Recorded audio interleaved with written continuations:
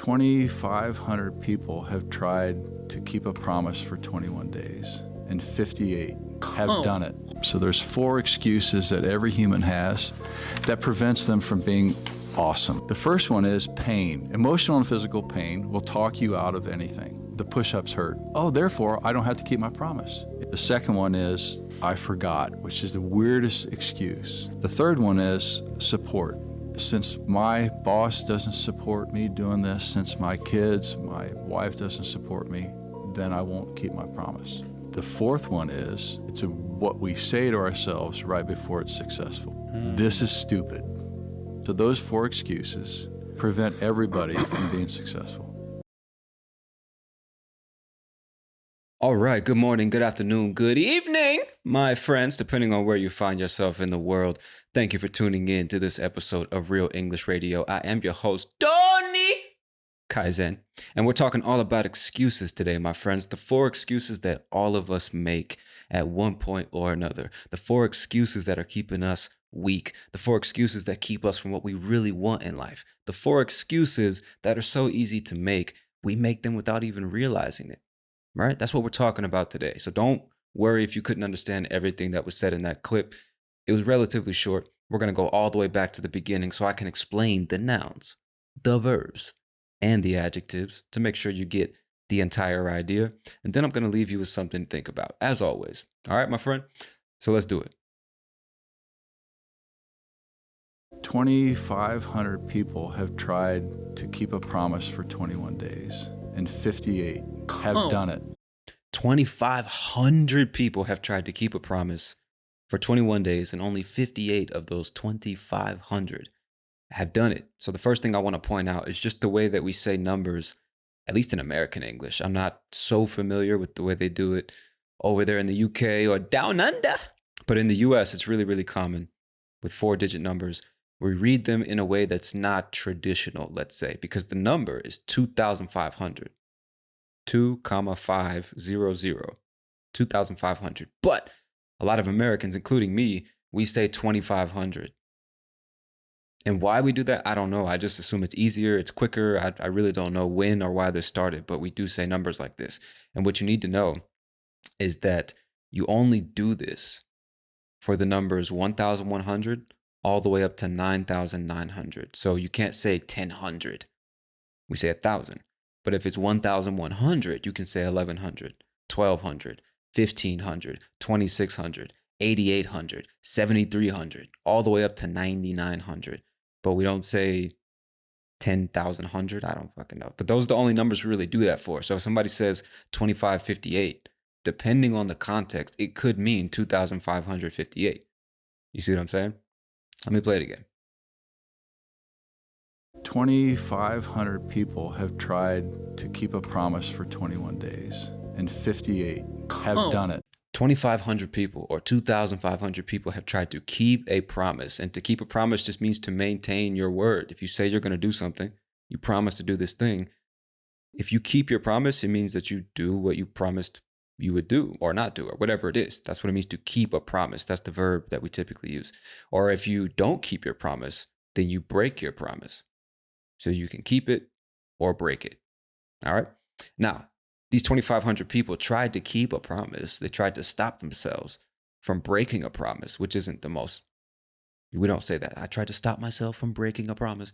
We don't say that. I'm just trying to emphasize what's being said here. 2,500 people tried to keep a promise for just 21 days, 3 weeks, and only 58 out of 2,500 people could keep that promise. I don't know what he's referencing or what study was done or who these people are or what the situation was. We're just going off what he said.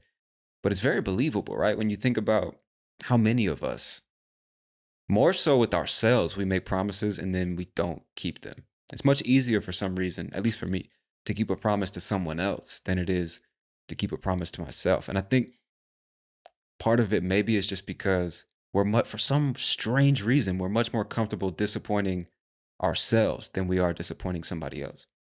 We care much more about what that person's going to think of us if we break our promise than what we are going to think of ourselves if we break a promise to ourselves. Isn't that strange? That is weird, man. I haven't thought too deeply about it, but Now that I'm recording this episode, I'm definitely going to think about that a bit more. Like, why is that? We're so much more comfortable disappointing ourselves than we are disappointing people that we care about. That is strange. But anyway, let's continue. 2,500 people have tried to keep a promise for 21 days, and 58 have done it. So there's 4 excuses that every human has that prevents them from being awesome. The first one is pain. Emotional and physical pain will talk you out of anything. Emotional and physical pain will talk you out of anything. So to talk someone out of something just means to dissuade them from doing something. So if I talk you out of going to Paris next month, it means I use my words in a very dissuasive way to convince you not to go. So emotional and physical pain can convince you not to do something, even if you know you should do it, even if you know you have to do it, right? It's one of the main excuses that we make. It's painful, therefore I don't have to do it. The pain is enough to convince you to not do it or dissuade you from doing it, to talk you out of doing it. All right, let's continue. Prevents them from being awesome. The first one is pain. Emotional and physical pain will talk you out of anything. The push-ups hurt. Oh, therefore, I don't have to keep my promise. The push-ups hurt, therefore I don't have to keep my promise. So really quick, just in case you don't know what push-ups are, it's like a really, really common exercise to work on the shoulders, the triceps. I don't know what other parts of the body it works out, but basically you get on the ground, you lay on your stomach, you put both hands on your both palms on the ground, and you push yourself up, and then you let yourself come back to the ground. You push yourself up, and then you let yourself down. Those are push-ups. So he's just referencing a fitness situation where somebody needs to get in shape, they need to work out, and they say, oh, these push-ups hurt so bad, therefore I don't have to keep my promise of going to the gym, being consistent, losing weight, gaining muscle, therefore I don't have to do it. And so the word therefore, it's a word that's used in a transitional way. We go from one idea to the next. This is true, so that is true. This is true, therefore this is true. You see, so the push-ups hurt, therefore I don't have to work out. I don't have to keep my promise, right? The only logical conclusion we can arrive at is I no longer have to do the exercise. It's painful, therefore I don't have to do it. I hope that makes sense. Let me play it again. First one is pain. Emotional and physical pain will talk you out of anything. The push-ups hurt. Oh, therefore I don't have to keep my promise. The second one is I forgot, which is the weirdest excuse. The third one is support. Since my boss doesn't support me doing this, since my kids, my wife doesn't support me, then I won't keep my promise. The fourth one is what we say to ourselves right before it's successful. The fourth one is what we say to ourselves right before it's successful. The word right in this case, R-I-G-H-T, right. Whenever we use that word immediately before, this is actually the definition of the phrase, or the word in this case. Whenever we use the word right immediately before an event or something like that, whenever we say right before, it means immediately before, like I just said. So the fourth one is what we say to ourselves immediately before, or the moment just before. It's another thing you'll hear. The moment just before it's successful. Let me play it one more time. The fourth one is what we say to ourselves right before it's successful. This is stupid. So those 4 excuses prevent everybody from being successful. All right, my friends. Now, like I said in the beginning, this is a relatively short clip. Excuse me. A relatively short clip, so I'm going to go back to the very beginning, play it one more time from start to finish, and hopefully you'll be able to understand much more, if not everything, from the clip. Let's do it. 2,500 people have tried to keep a promise for 21 days, and 58 have done it. So there's 4 excuses that every human has that prevents them from being awesome. The first one is pain. Emotional and physical pain will talk you out of anything. The push-ups hurt. Oh, therefore I don't have to keep my promise. The second one is I forgot, which is the weirdest excuse. The third one is support. Since my boss doesn't support me doing this, since my kids, my wife doesn't support me, then I won't keep my promise. The fourth one is it's what we say to ourselves right before it's successful. This is stupid. So those 4 excuses prevent everybody from being successful. All right, ladies and gentlemen, what did you think about the clip? Could you identify with what was being said here? I know I can. I imagine most people, if not all people listening to this right now, can identify with at least one of these excuses, man. We all make these excuses at one time or another in order to justify us not doing something that we want to do, or something, I shouldn't say it that way, justify something that we know we should do, something that we need to do, and something that we even tell ourselves we want to do, but deep down, we really don't. You know what I mean? A lot of times we'll say, I want to do this, I want to do that. Really what we're saying is it would be nice. But the reality is typically when we talk ourselves out of doing whatever that thing is, it's because we want something else much more than we want that thing, right? So now let's talk about, that is not a word, ladies and gentlemen, don't listen to me. Let's talk about the 4 main takeaways or the 4 excuses that we all make. Pain, I forgot, no support, and self-doubt. This one applies to anybody, or these apply to anybody and everybody, but especially you, the English learner. Anybody learning languages, right? Because learning a new language, I can't fucking talk. What the fuck? Can't talk today. I'm like getting all tongue-tied and shit. I guess I'm just excited to talk to you about this. Maybe that's what it is. But let me take a deep breath. Slow it down. This is not a race, okay? You know, sometimes I just get excited, I guess. I'm like, man, I can't wait to tell them about this fucking subject. And I just start talking way too fast. I don't know what it is. Sometimes the brain is moving faster than the lips and the tongue. And you gotta slow it down, man. Take it down a notch. So let me try that again. Let's talk about the 4 main points of this clip. Let's talk about the 4 excuses that we all make. Pain, forgetfulness, lack of support, and self-doubt. The first one being pain. Learning a language, depending on how you look at it, is a painful experience. In other words, it's just a challenging experience. It's not always the most comfortable.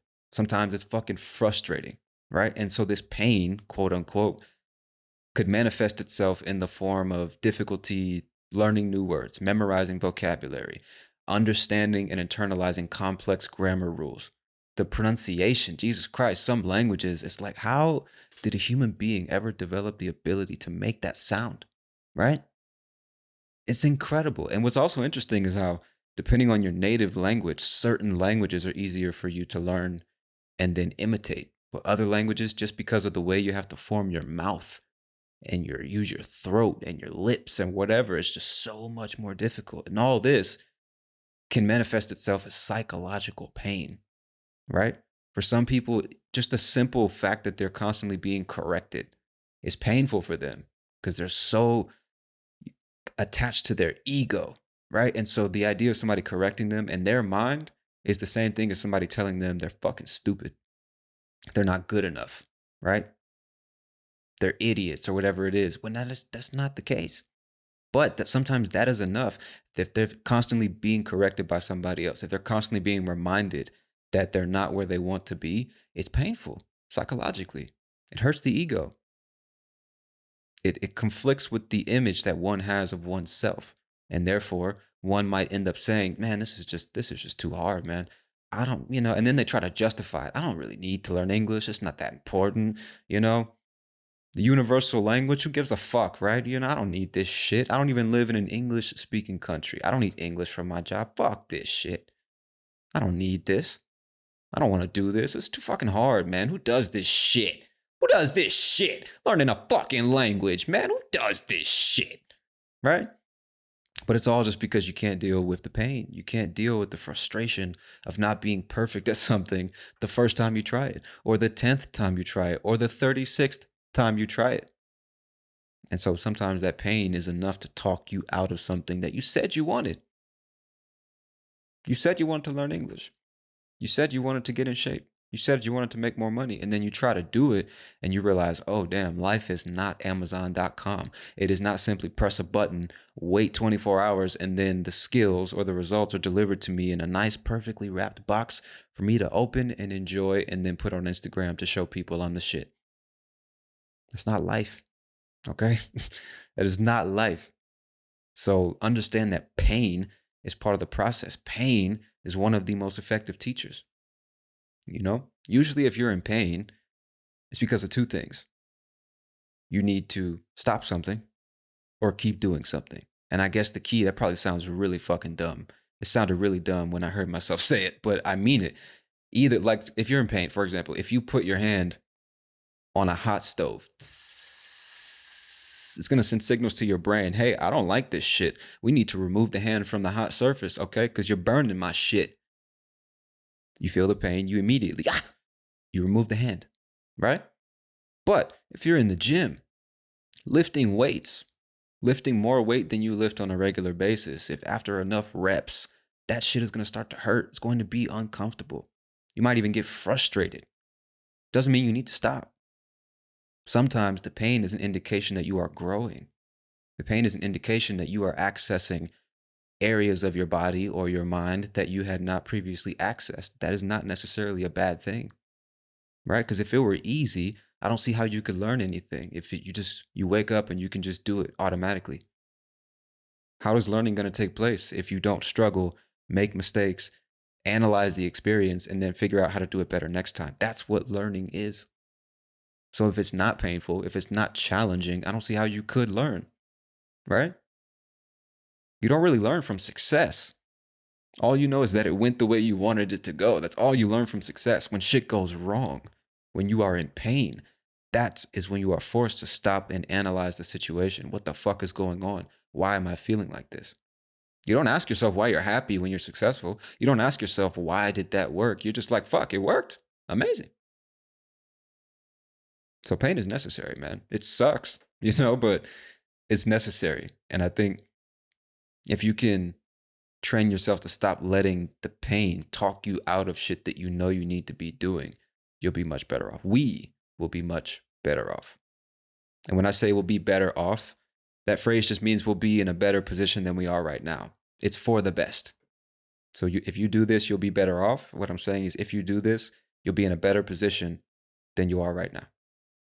That's what I mean. The next excuse is forgetfulness, right? I forgot. Such a common excuse that we all make, especially language learners, especially English learners, right? I forgot to practice today. I don't know how I got busy and it slipped my mind, man. I don't know, man. I just forgot, man. And it's like I don't know what to say about that. I can't speak for you. I don't know what's going on inside your head, but I find personally, if I say I forgot to do something that I know I'm supposed to do or that I said I wanted to do, it's just because it's not that important. I mean, you don't forget to eat food most of the time, right? You don't forget to drink liquids. You don't forget to take a shower, right? You don't forget to scroll on your phone. Have you ever heard somebody say, I forgot to scroll on social media today? Have you ever heard somebody say that? I forgot to watch Netflix? No, of course not. Of course not. Because that shit you actually want to do, that for some reason is important to you. So you just do it. You just fucking do it. If it's not that important, then you're more than likely going to forget. It's the reason that you forget words and expressions all the time because you're not using them. So you're signaling to your brain, this information is not important. Don't remember it. Right? But if you're using it all the time, your brain clearly sees, oh, I need to remember this shit because he's using it all the fucking time. So the phrase I forgot to practice, I forgot to study, I translate into it's just not that important right now. And I'm not judging you. There's no reason to judge yourself. It's just to be aware of what's going on. Don't fucking lie to yourself and say, no, I need to learn. This is so important. I want to learn. But you're constantly, quote unquote, forgetting to do it. It's just not important, bro. Just not important. The real question is, why is it not that important to you? You don't need to judge yourself or say, I'm a piece of shit. Oh, you're right, I fucking suck. I need to get it together and do better. Even though, that might be, the part about needing to get it together is true. It's not like me saying you're a piece of shit because you forgot. I'm just saying if you're constantly forgetting, it's probably just not that important to you. Because whatever's truly important, like you ever forget, if you got kids, anybody listening right now, you ever forget that you have kids? I doubt it, If you do, like, damn, bro, you might put those little suckers up for adoption. I don't know. But you don't forget what's important to you. You just don't, So it is one of the weirdest excuses. I forgot to do something that I say is important to me. Because when it's truly important, you don't forget, man. You don't forget. So I think that's one of the most important excuses to eradicate from our vocabulary. Because it's bullshit, It's bullshit. I think the real question that I have trying to put myself in, really not even putting myself in other people's positions, thinking about myself. Because for me, it's not English, it's Spanish or Japanese, for example. It's like when I don't practice every day, when I'm not studying every day. I think the point I'm trying to get across is I've arrived at the point where I don't lie to myself anymore and say, I forgot, or damn, I should have practiced or whatever. It's just like, nah, it's just not that important. It would be nice to improve my Spanish much more than I am right now. It would be nice to really learn the fundamentals of Japanese, for example. But, it's not the most important thing. Just the other shit takes precedence in my daily life. And it's a choice. I'm not justifying anything. It's just a choice. I'm aware that I'm making the choice not to do it. I'm not telling myself a story to make myself feel better about not doing shit I know I should do. I think that's the point of this particular excuse. Like, stop lying to yourself, bro. Like, just stop and ask yourself, is this as important as I say it is? And if that's the case, why don't my actions match my words? That's the point. But let's move on. Excuse number 3, a lack of support. Another super extra mega common excuse that we as language learners make all the time. I don't have anyone to practice with. I don't have anyone to teach me. So I can't do this. And although it's a valid statement on the surface, if you don't have teachers or friends to practice with, it is not impossible, but extremely difficult to learn a spoken language. It's really, really, really difficult. Personally, I think I've only met 1 or 2 people that reached an advanced level of English without talking to real people on a regular basis. It's a very rare thing indeed. Languages are learned in a community of people. You learn with your parents, with your siblings, with your aunts and uncles, with your grandparents, with your classmates, your teachers, the bus driver. Talking to all these different people, you constantly are being exposed to how the language is used. And as humans, we imitate each other. So you start using the language in the same way. It's hard to do that if you have no one to imitate or no one to correct your mistakes or anything like that. So it's a valid statement on the surface. But if we go just a bit deeper and we analyze this, in 2023, you have no right. Yeah, I said it. You have no fucking right to tell me that you don't have any support, that there's no resources for finding people to practice language with. August 2023, a simple Google search. Places to practice English with real people. You will get tons of results for apps and websites where you can meet real people and practice language. We have a Discord server you can join. Click the link in the description. You can join and talk to me and other language learners. You can download HelloTalk. You can download Tandem. You can download Lingby or Free4Talk. Get on Omegle, OmeTV. There's tons of resources. Most of them are fucking free. And you can go and find real people to talk to, natives and non-natives, for the majority of widely spoken languages. Most of them are free. So the idea that you don't have support, that you don't have people to talk to, I think that's much more of a choice than it is a condition. What I mean is, it's not something that's out of your control. If it were just a condition and there literally weren't any humans that spoke that language in your country or online, okay, I can get with you on that. But you are listening to this podcast, so you have a device that you can also use to find real people to talk to. Private teachers at all price points are online.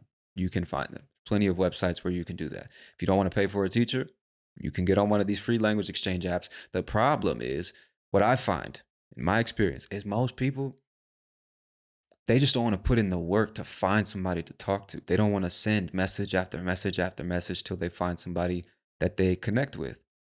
Or if they find somebody to talk to, they don't really put in any effort to maintain the relationship. They want the other person to do all the talking, to ask all the questions, to make all the corrections, only speak in the language that they're trying to learn and not help the other person learn their language. You see what I'm saying? Most of the time, it's like selfishness and laziness. Most of the time. Because you could get on one of these apps and just message people until you find one you like, but you don't, because that takes time and energy and effort. It's disappointing. It's frustrating. When you finally find somebody, you talk for 2 weeks and then they disappear. Or you finally find somebody and you're trying to talk to them, but they give you no energy. They give you no feedback. They make no effort. It's frustrating. And it's enough to talk you out of continuing. That's the point. It's not because there's nobody to support you. It's just you don't want to put in the work to find those people. Or when you find those people, you expect them to do everything for you. And I'm not saying you, like you listening, speaking, you get what I'm saying. I'm not saying it's you per se, because I don't know your situation, but I talk to a lot of language learners on a daily basis, and I know myself. And so I can say this pretty confidently, man. It's usually laziness. It's usually, what was the other one I said? I mean, that's the main one. Usually laziness, just not wanting to put in the work, you know? And unfortunately, like, I mean, I guess this is a multi-dimensional thing, why we have such a hard time maintaining relationships, especially online. But I just find it's like, I'm being redundant or repetitive at this point, but people just don't want to put in the fucking work to find real people to talk to and then put in the work to forge and maintain a relationship. We want everything done for us, and that is just not how it works, bro. That is fucking selfish. That is childish. That is lazy, you know? If you really want it, then you can just go get it. But most people, it's easier to say, I would, but nobody's here to help me. It's like, bro, you got to help yourself. I can't help you if you don't help yourself. Word to Amy Winehouse. I can't help you if you don't want to help yourself. And that's another thing, is a lot of people don't realize, by approaching people with that lazy, selfish mentality of what can you do for me? What can I get out of you? Help me now for free. By approaching people with that mentality, even if you come across somebody that is more than willing to help you and give you their time and attention, there's nothing more valuable than that. And they're willing to give you that, and you're doing nothing but being lazy and selfish, you're going to run them off anyway. A quality language exchange partner who's willing to put in the time and the energy and the effort to help you learn their language is not going to continue to stick by your side if you're fucking lazy and selfish the entire time. I really wish more people would understand that. You have to be a good partner if you want to find a good partner. You have to give if you want to receive. And unfortunately, a lot of us are just so focused on receiving, taking, robbing, me, and nothing else, bro. So if you got nobody to, and I learned this in many aspects of life, even producing this podcast, like, you want people to support you, you have to give them a reason to support. And simply saying, I want everything from you, give me, help me, support me, is not a reason to support you.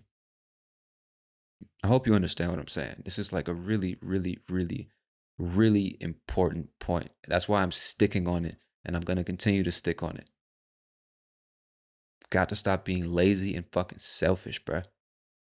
And I don't mean to sound harsh. This is not like a rant, and I'm not trying to, be all fucking negative Nathan here. I'm just saying this is really important, bruh. And I don't hear a lot of other English teachers or language-based podcasters talking about this. Most people are going to tell you what you want to hear. They're trying to be inspirational, and you can do it, and hear these phrasal verbs, and let's go, yeah. But bro, I'm here to give you the real. I'm telling you, one of the reasons you're not making progress the way you want is because you're only thinking about yourself. You're not willing to put in the fucking work. So if you want support, support your fucking self. And if you want support from other people, be supportive, right? At the end of the day, like I said, nobody can help you until you help yourself. So sitting around waiting for somebody to come along and give you some support just because is a recipe for stagnation, a recipe for failure, disappointment. It's just like, it's not going to happen, bro. This reminds me of a story. I don't know if it's in the Bible, but I believe it's a biblical story. Hopefully I won't fuck it up. Excuse me. It reminds me of this guy. Don't remember his name. Really not important. But this guy was stranded on an island in the middle of the ocean. Turbulent storms. Nobody there except him. He's miserable. He's lost in the middle of fucking nowhere. He can't swim to land because he can't even see it from the island he's standing on. And he's looking up to God and saying, God, please just send me some help. God, please send me some support. He's a super religious guy, and he believes God is going to come save him. Eventually, a boat comes floating by. There's a man in the boat. He stops and says, hey, you need some help? You want me to take you back to land? Back to civilization? And the man says, no, God's going to help me. Thank you, though. The man in the boat gives him a strange look like, okay, you know better than me. It's your world, man. Do what you want. And he leaves. A few days go by. Nothing. A few weeks go by. And this man on the island's like, what the fuck is going on, man? God, please send me some help. Don't you love me? Aren't you here to protect me? Send me some fucking help, man. What the fuck is going on?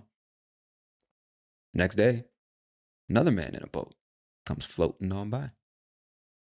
You need some help? Want me to take you back to land? No, thank you. God is going to help me. I've talked to God. He's got it covered. Thank you, though. My God's not going to forsake me, sir. Thank you, though.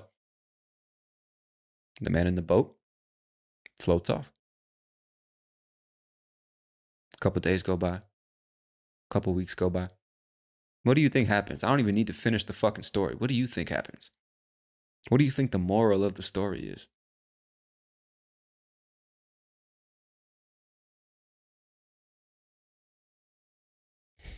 I feel myself really intense right now. I wasn't planning to be so intense in this episode. I'm sorry. I realize sometimes listening to my own podcast, it's like, damn, dog, take it down a notch, bro. You didn't turn on this podcast to be yelled at or talk to like a child. I swear that's not my intention. It's just like, man, when are we going to fucking get it together, bro? Enough excuses. Enough excuses, man. Either we're going to do it or we're not. And if we're not, let's shut the fuck up about it. And if we are going to do it, let's shut the fuck up about it and just do it. How about that? And with that, let's move on to the fourth and final excuse. Self-doubt. Lack of belief in oneself. This happens all the time in business, in the gym, when you're learning a language, when you're producing content, whatever it is. It takes a long time to gain any significant traction, or in other words, to make any significant progress. Consistent progress. It takes time. You have to invest, right? It's like farming. You got to plant the seeds. I don't know how farming works. I'm about to fuck this up, but you plant the seeds, you water them, right? You take care of them, and then little leaves sprout out of the ground, and then you got to water it, take care of it, give it sunshine, keep the bugs and the other critters away who just want to eat the shit. You have to invest. Eventually it grows into a plant that bears fruit or vegetables or whatever comes out of the ground. You know what I'm trying to say. It takes time, man. And sometimes we put in all this investment, we put in all this work, we put in all this time and energy, and then we're like, what the fuck? It's been 3 months. What the fuck? It's been 5 months. Why don't I feel like I'm making progress? Why don't I see the results of all my actions? And it's just because in our minds so much time has passed. We arrive at this point. It's like, look, man, I'm tired. I was willing to put in the work, but it's been months and months, and I'm just not seeing the results I want to see. So, man, fuck this shit. This is stupid. This is dumb. This is a waste of time. I knew it was never going to work, right? When in reality, if you would have just kept going, you would have seen the results that you were hoping for, that you were working for, right? And so when it comes to learning English, you're putting in all this time, you're listening to podcasts every day, you're trying to speak whenever you get the chance, and you just feel like you're stagnant, that, you can understand more or less the things that you hear, and, that's enough, I guess, to get by. You can survive. You can ask for food and directions. You can introduce yourself. You can ask about the weather, but you're not really feeling any sense of fluency, any sense of real progress, that you're becoming more advanced and more advanced. And then you just end up telling yourself all these lies like, man, my accent's never going to get better. This is just too complicated. The grammar's too hard. There's too many phrasal verbs. Natives talk too fast. This is just too much. I I can't do this. I'm putting in all this work. I must be stupid. I must be dumb. I must be doing something wrong. When the reality is, in many cases, you just got to be a little bit more patient. You just got to believe in yourself. Believe when we tell you, if you put in the work, you will get the results. If you are consistent and you practice the right things, you will get the results. So stop wasting your time on social media. Stop wasting your time consuming shit that has nothing to do with improving your skills, and start speaking to real people every day. Start listening to real English every day. Start writing in your journal every day. Start reading articles or books every day. And you have the time to do this. And if you just do the right things long enough, you will see the results. It may not be when you want to see them, but you will see them. And it starts with believing in yourself. It's like, you know what? I don't know when it's going to happen. I don't know how it's going to happen, but I know I'm capable of doing it, first of all. And if I do the right things for enough time, I will achieve my goal. You just have to believe that, even though you can't see it yet. That's what it means to have faith, right? So the point of this episode is to realize that recognizing these excuses is the first step toward eradicating them, eliminating them from your vocabulary. Learning isn't painful once you find a way to make it fun. The discipline to create a study routine and stick with it is a skill that you can develop. Finding real people to speak and learn with is easier than ever. And the more you speak and learn, the more confidence you'll have.